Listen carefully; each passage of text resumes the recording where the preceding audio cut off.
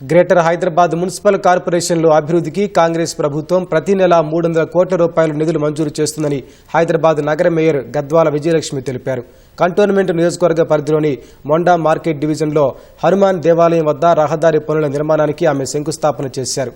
Corporation అభివృద్ధికి ఆయా కార్పొరేటర్లకు ప్రతి నెల 25 కోట్ల రూపాయల నిధులు మంజూరు చేసి కార్పొరేషన్ అభివృద్ధికి సహకరిస్తామని విజయలక్ష్మి తెలిపారు.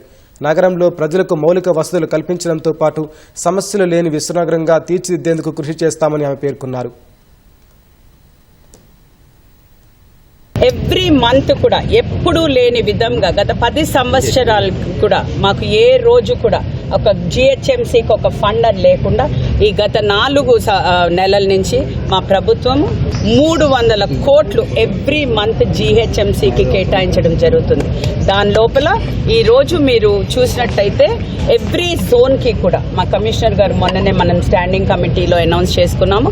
ఎవ్రీ జోన్కి కూడా 25 కోట్లు మేము నిధులు ఇవ్వడం జరుగుతుంది కార్పొరేటర్లకి. అంటే అక్కడున్న కార్పొరేటర్కి స్వయంగా ఇవ్వకపోయినా అక్కడున్న పనులకి జోన్ లోపల వివిధ ఏరియాలకి పనులు జరిగేటట్టు మేజర్ లైక్ స్టామ్ వాటర్ డ్రైన్సే కానివ్వండి, ఈ రోజు మీరు రోడ్లు చూసినట్టయితే రోడ్లు కానివ్వండి అని ఇట్లాంటి వివిధ డెవలప్మెంట్ ప్రోగ్రామ్స్కి మేము నిధులు ఇవ్వడం జరుగుతుంది.